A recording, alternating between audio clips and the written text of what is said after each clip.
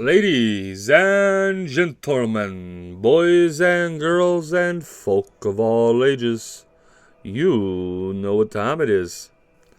It is the beginning of the month, and it is time to go over our holidays, holy days, and days of remembrance for our folk. Alrighty then. In Asatru, we celebrate two very special days this month. The first, on the 9th, as normal, our Day of Remembrance, and this month it is for Queen Sigríðr of Sweden. And then we follow that up on November 11th for our holiday, the Feast of the Einherjar. Now it's, what do we say? We recognize it, we observe it on the 16th, the third Saturday of the month. But coming up even sooner than that, and it'll be here right before we know it, is our very special national event, the Feast of the Einherjar in South Dakota, hosted by our very own Gothi, Nathan Erlandson, and his wonderful fiancée, folk builder Ashley McStalker. We have that coming up on the 8th through the 10th. That's this weekend. It is not too late to get your tickets now. I'll leave a link in the description, of course. Alrighty. So, now let's go into the details behind our Day of Remembrance and our holiday. We start with the Day of Remembrance for Queen Sigríðr of Sweden, also known as Sigríðr the Haughty. She was a proud and noble Asatru woman who knew her worth and kept true to her loyalty to the Aesir. She had the honor of marrying the powerful King Eric the Victorious of Sweden, earning her the title of Queen of Sweden. With this marriage, she became the most powerful woman in all of Sweden, even acting as regent after King Eric's untimely death. She was described by Snorri Sturluson as the wisest of women and prophetic about many things. Because of her great reputation and wealth as a dowager queen, she was highly sought after by many nobles throughout Scandinavia. One of these was her foster brother, Harald, who decided to visit her on his way to raid in the Baltic Sea region. After they shared the feast, Harald became sullen and embarrassed when Queen Sigríðr mentioned that her power in Sweden was comparable to his in Norway. After ruminating on this for some time, Harald decided to officially propose marriage to Queen Sigríðr, as a marriage between the two would give him power over most of Scandinavia. She rejected this offer, as he was already married to a woman named Asta. However, Harald insisted that this did not matter, as he believed Asta was not worthy of a man of his station. Queen Sigríðr stuck to her guns, riding away to her castle. Harald followed her home with a retinue of soldiers, and they arrived to find another suitor, Vísavaldr of Garðaþriki. Queen Sigríðr housed them in the same quarters, fed them large amounts of drink, and then ordered her men to burn down the quarters and kill any survivors. This was meant to send a message to all of the petty kings in the area who would seek to marry her for the wrong reasons. Queen Sigríðr was later being wooed by Olaf Tryggvason of Norway, a familiar figure to many of our heroes, and the same Olaf who had forcibly converted his own folk in the name of a Christ by means of threat, torture, and murder. But she eventually agreed to marry him. To celebrate this, Olaf sent her a gold ring that he had won in some conquest.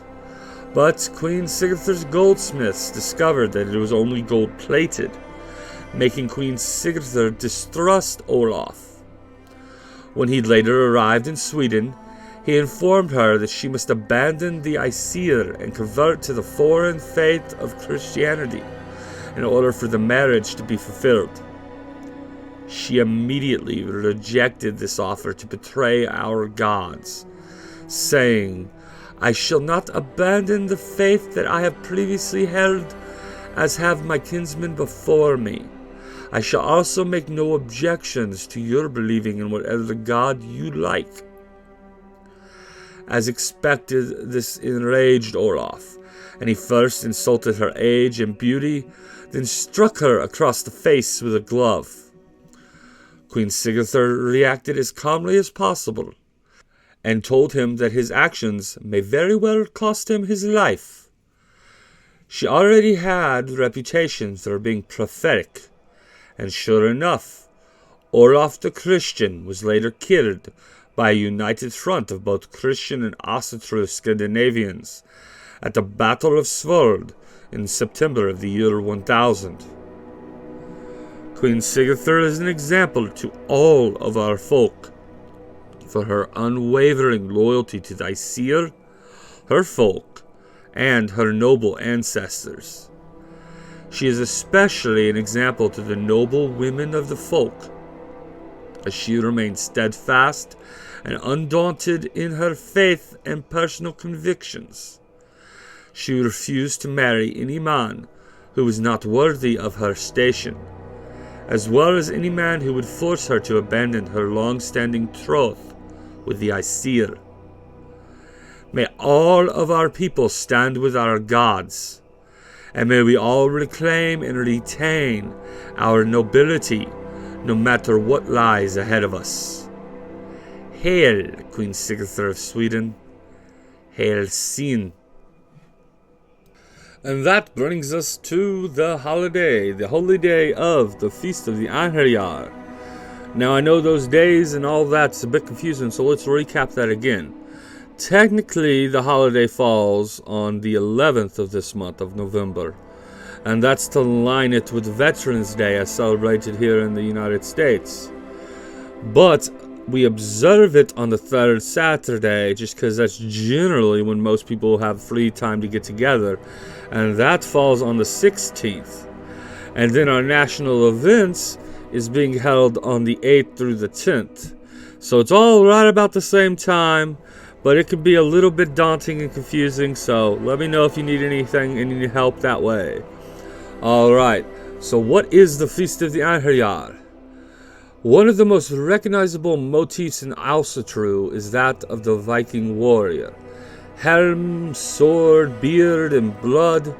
Boys and girls have long been mesmerized by the stories of Valkyries and the eternal feasting and fighting of the Einherjar in Odin's Hall, Valhalla. Pop culture has taken the Berserker and the Valkyrie and remade them hundreds of times. Our ancestors lived in a different time, when fighting wars and general Viking was necessary for survival. For a warrior to die in battle was the greatest honor. Today, war is not necessary in the same way. Most people scoff at war, urge their children to do better or be better. For those of us who practice Asatru, however, we recognize the importance and the value of the warrior. More important still is the importance than the value of those who have fallen, the Einherjar. Once a year, we set aside a day specifically to honor the Einherjar. We raise a horn to the fallen warriors to thank them for fighting for our people and our freedom. One way to celebrate is to set a place at the table for the Einherjar. Serve them the same food you are eating for dinner. Pour them a glass of wine or beer. And when you are done, leave the plate outside under a special tree in offering. Another way to celebrate would be to visit the graves of veterans at a local cemetery and clean them up. Leave some decorations or a small flag. You don't have to have any veterans in your immediate family. It is a guarantee that somewhere down your ancestral lines, you have family who fought in a war, and just as likely that some of them didn't return from the front lines. It is in your blood. So raise that horn and raise it high. Remember our fallen. Hail the Einherjar. Hail Odin. Thank you so much, everybody. We come to the end of another month's review. I'll see you again next month. And in the meantime, if you can make it out to South Dakota, it's not too late to join us for the Feast of the Einherjar. There's going to be a great time. Anyways, everyone, hail the Aesir, hail the folk, hail the AFA, hail Queen Sigríðr, hail the Einherjar, and hail victory. See y'all later, everyone.